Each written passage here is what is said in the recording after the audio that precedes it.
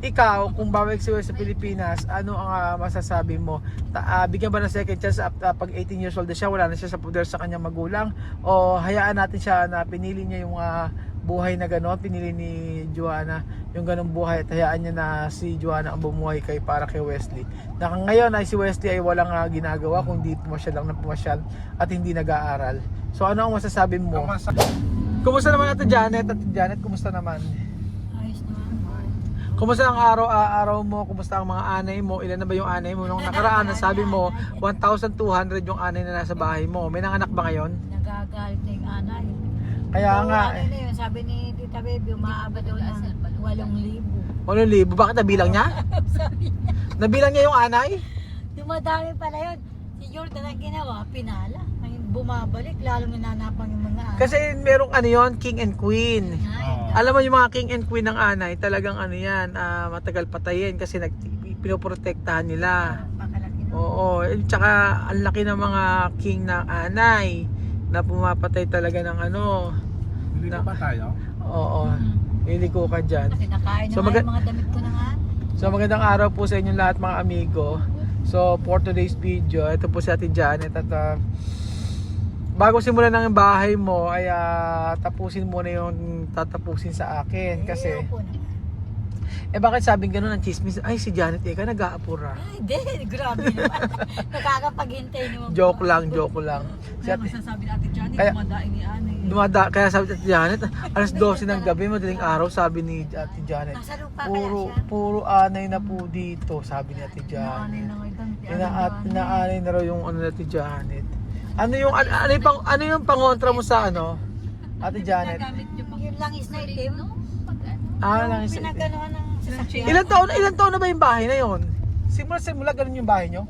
Ay, hindi, pangatlong tayo na yon. Ay, nahuhulog. Una, nasa malaking ano kami, bahay. Tapos, Ngayon, giniba na yun. sino nagkakabit? Si Jordan? Pinakura na. Yung ano, yung pangalawa, andun sa may Siya yung binong pader. Oo, siya yung nag-ano na... Sino yung Ayos. pinapayos mo? Gumagawa. Wala namang, sa gitna lang alam mo kaya hindi, pag kami bagyo sa inyo, kaya hindi kayo tinatamaan kasi may pader no? Pero kung walang pader yun, ako. Pangatlong tayo na yung bahay na yun. Agay si Mami na tumurit na Nakakatakot na mag-drive si Beljon. Baka pwede magdahan-dahan ka. Ay, nakakahilo din kaya yung ganyan. Nagreklamo na yung boss sa kayo. Nakakatakot mag-drive. Malayo sa akin na ba tumingit na din kay Axel. Puro kasi pagkurbada. Abay, hindi ganon. Dinadahan-dahan pagkapakurbada. Delikado kasi baka umano yun. Mamaya dumulas yung gulong ko. Pwede Oo. makatulog si Ate Janet eh. Kaya nga po nagkukwentuhan po kami ng mga amigo dahil si Kuya Belgium po ang driver for today's video. Kasi pagka si Kuya Belgium po ang nag-drive, natatakot kami baka makatulog. So kailangan natin siyang kausapin. Ate Janet, ala ka ba itatanong kay Kuya Belgium? Dumiting sa'yo si Kuya Bin. Ano ang tanong mo kay Kuya Belgium? Di ba kapit na How's kayo? your love life now? Lapit na. Bilin din naman ikaw magtatanong sa Ate Janet. Oo nga pala si Janet. Ako masada ko yung virtue ng love life mo. Ako yung nagsumasagot. Si Axel kasi. Nakakatulog si Kuya Belgium magsalita kayo magsalita. Masaya. Ay. Ilan na anak mo? Ha? Ilan na anak mo? 10. Ay, tanalo ka Ate Janet. Ikaw. Ate Walo. Ate Janet, itong ikaw ba nabubuntes, may pagkakataon na yung kanyari hindi mo alam buntis ka pala, ganyan, tapos pagkayari Taon-taon, 4 na taon-taon. apat na taon susunod. Hindi 4 na taon no, sunod-sunod. 4 na taon sunod. Sino yung pinakamadali mong pinanganak, lahat o merong mahirap? Pinakaroon madali. Yung bunso siguro. Ay, mahirap ka mo yung panganay at bunso. Ano yung pinakamahal na Lahat. normal lahat?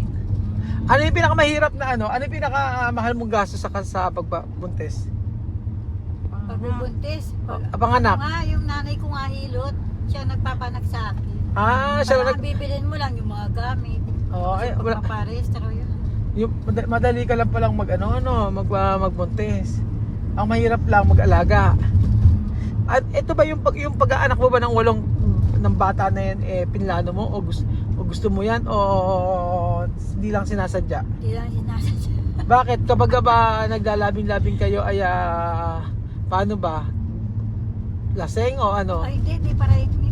Hindi pa nainom. Wala, di ba dun sa amin sa Bicol, maaga kayo matutulog dahil nga Oo. tulad yan, wala kami nung kuryente. Oo. Wala lang nakabitan ng kuryente doon. O tapos, Walang madilim na palagi. lagi madilim. Kapag Siyempre, pag- ano lang, pagka dumilim, sa kabataan pa kayo. kabataan? May bata pa, di ba to eh? 20 plus, ganyan. 20 plus. Pag wala ng ilaw, pag dumilim na, yun na yun. Mahakbangan nga lang ako, buntis na to. Mahakbangan. So ayan po mga amigo at nandito tayo. Tayo may Drive ka nga lang, pupuntahan. Bel, ano? So ala ka na ba itatanong kay Kuya Beljun? Ako na lang magtanong kay Kuya Bel. Ikaw tatanungin ko ta Janet. Ate Janet, meron ako itatanong sa'yo. Ano? Papaano? Naantok ako Axel. Papaano? Halimbawa ay mag-message sa'yo si Wesley. Sabihin sa'yo ni Wesley, Nanay Janet, gusto ko nang pumunta dyan sa Pilipinas. Tulungan mo naman ako kay Tatay Raul para makabalik ako dyan sa Pilipinas. Ano ang isasagot mo? Sasabihin ko sa'yo, nung isang gabi, video ko lang ni Jonah May. Ay, kabidyo ko yung John May. Lagi siya tumatawag kapag yung, siguro pag may oras siya. Sabi daw, kumusta nga daw ang resort. Paano sila mag-usap? Tagalog, English? English yung English yan, magsalita. oo. English niya. O, tapos Sabi namin naman, naiintindihan niya. O, ano yung usapan nila? Hindi ko lang, basta nag-send lang sa akin si Jonah May ng picture, magka-video call sila. O, ano rin siya sabi? Yun nga daw, sabi ko, Mama Janet, yung, di ba alam niyo nasa resort ako. Oo. Yung ibig sabihin, kumusta raw dun sa resort. Kumusta daw kayo. Yun na yun ang sinabi? Si Jonah May nga ang kausap, kinukwento lang naman sa akin. Kinukwento sa'yo, nagkakaroon sila ni John May. May trabaho naman siya, kaya Oo nga halimbawa sabi sa'yo yung ganon ni Wesley, Nanay Janet, sabihin mo naman kay Tatay Raul na uwi na ako dyan sa Pilipinas. Anong sasagot mo? Nga daw ang gusto yung umuwi. Ay, sinabi ta ba yan? Kasi sinabi naman, gusto bumalik dito. Kung ikaw nga at pagtatanungin ka, anong sasagot mo? Sasabihin ko sa'yo. Sige, sasabihin ko doon kay Kuya. Paano pag sinabi kong ayoko? Nasa iyo na yun. Ikaw makakapag-decision. Ikaw tatanungin ko, seryoso seryoso. Tingin mo ba kailangan kailangan ko bang bigyan ng chance si Wesley na makapunta dito sa Pilipinas sa pag siya ay 18 years old na at wala na sa poder sa kanyang magulang? Pwede naman. Bakit mo nasabing pwede? Para siya yung makapag-aral pa. Tingin mo ba ay gusto ko ba? Tingin mo ba ay gusto ko pa? Iwan ko lang. So wala tayong makukuha sagot kay Ate Janet, kay Beljun na lang tayo. Kuya Beljun, kumusta? Si Ate Janet. Ate Janet, okay. Kuya Beljun, kumusta na Kuya Beljun? Ito ayos lang. Ayan, tatanungin kita. Ito, ganun pa rin ang buhay. Hindi, may tanong. Patuloy pa rin tayong tumakbo para tayo ay may pagkain sa araw-araw. Tanungin kita Kuya Beljun. Nabanggit kasi sa akin ni Wesley na gusto niya balik sa Pilipinas. Sabi ko, hindi muna at hindi talaga. Kasi sa dami ng nagastos na, syempre, hindi naman ganun kadali na balik sa Pilipinas. Yes. This is the question para sa'yo. At ito naman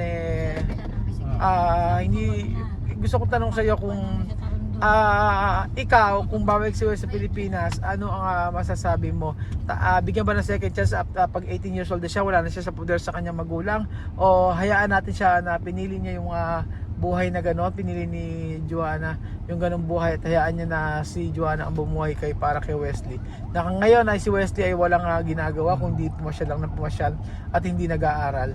So ano ang masasabi mo? Ang masasabi ko sa may kasabihan dyan na ang opportunity dumarating isang beses lang.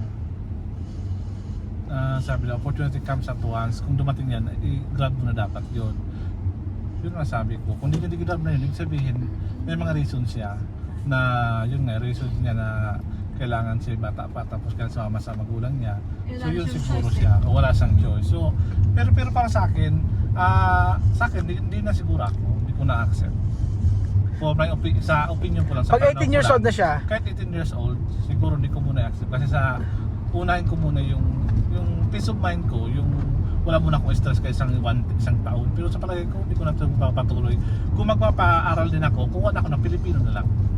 Para sa akin, kasi medyo nakuha na ako na-stress na ako sa lahat ng ginawa ng mga katulad nila. So, ibig sabihin, gusto ko rin magkaroon ng peso man. I'm only 42 years old, 43 na ako ngayon December. 43 na pala ako, 42.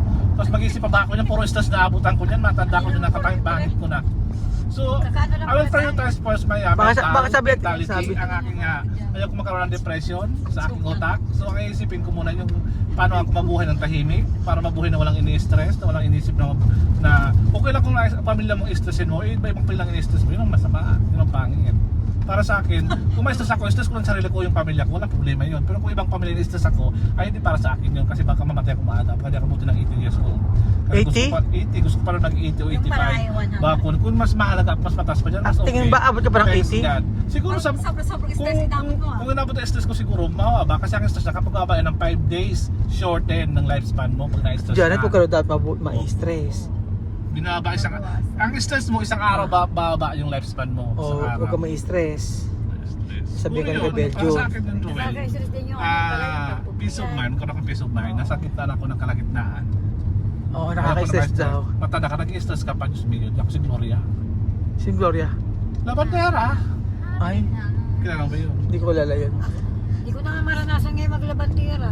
Aba, social mo na ngayon, ano? Matanda na eh, iniisip pa sarili niya. Di ba tuwing linggo ano ko na labada? Oo. Social ka ba ngayon? Hindi, ibig ko sabihin nakikipaglabada ako pag araw ng linggo sa iba. Diretso. Ah, Diretso, oo. So kaya hindi mo na na-experience maglabas sa ibang Hindi tao. na. So kaya pala medyo tumataba-taba ka na. So wala ka na stress. Kailangan mag-jogging tayo bukas. Ayun na naman yung Maaga naman si Ate Janet. So ayan po mga amigo, ang sabi ni Kuya Belgio na para sa kanya kahit 18 years old na si Wesley ay hindi na para sa kanya na bumalik din sa Pilipinas. So minsan lang daw ang opportunity. Kung magtutulungan ko, saka pa Pilipino ko Ayaw na nga rin nakailin yun eh. Ayaw ba? Bakit? Ayaw ko sa mga Ah, bata. yun po ang kanyang opinion na sa Opinion ko lang yun. Nilinis namin yung Oo. tukat kami. So yun po ang opinion ni Kuya Belgio. Halimbawa naman na Dito sa amin, may daan din ako dyan. Sa Pinita. halimbawa ay nanando na sila sa bansa nila, hanggang kailan ka tutulong kung ikaw nasa sitwasyon ko? Tutulong kasi Roel, bukas sa loob yan. Hanggat meron ako may tulong at gusto ko pa tumulong sa kanila, tutulungan ko. Do you think na kailangan na i-cut ko na yung ano ko sa kanila? I-cut ko na yung kanilang cut ko na yung ano ko sa kanila, yung communication. I think communication open pa rin kasi may kung communication okay naman siguro, di ba? Pwede i-cut yun kasi kung at least naging part din ng story ng buhay mo yan, sa pamilya na yan, di ba? Pero kung cut mo parang siguro kung sa side nila i-cut ka, yun ang mas maganda. Pero ikaw nga cut siguro, unless may ginawang masama sa'yo, di ba? Kung nagbibigay sa'yo ng toxicity, nagbibigay sa'yo ng negativity, nagbibigay sa'yo ng stress, ay cut mo na yan. Bakit papatagalin mo pa yan? Shut up! Ganun dapat. Ay, naku, galit. Ay, galit, Ate Janet. Shut up Ay, shut up! daw. Oo. Shut out! Di shut up! Log out! Ate Janet, nagagalit. Lock out daw. Log out! Oo. Shut up! Log out. Naku, pinagagat. Diretso pa ba tayo? Diretso lang. Ate Janet, ano sa masasabi mo? Sabi ni Kuya Belgio, shut out daw. Sabihin mo. Shoot out? Oo. Hindi, lock out daw. Shout out ba? Ano ba? Log out ba? Ano ba? Di ba pwede mag-sign in? Finish. Finish na. Finish. Tingin mo, tingin mo ba Ate Janet, yung mga sinabi ni Kuya Belgio, pakiulit nga. Hindi ko na ano. Ano ba yan? Ano ako sa... Ano ba, hindi mo na nakikinig? Kuya Belgio, pakiulit nga, hindi niya lahat ng mga sinabi mo, pakiulit from the beginning. Nakalimutan si Janet. Hindi, kung ano yung opinion ni Kuya Belgio, ganun na rin ako. Yung opinion mo na Copy-paste? wag Copy ka- paste. Tapos na Kuya Belgio, naintindihan. Billy, naintindihan mo rin ba? Oo. Ano ulit mo nga? Ay, huwag naman. Ano from the top? Hindi, make it short. Make it short. Yun nga, siya na. Lola Eden! Diretso ka.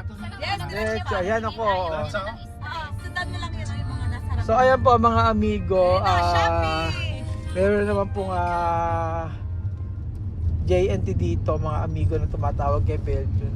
So yan po ang opinion ni Kuya Belgium regarding sa mga nangyari sa ating buhay. So kanya-kanyang opinion, ngunit hindi lahat ng opinion ay ating susundin. May sarili tayong pag-iisip at damdamin. So salamat po mga amigo at God bless po.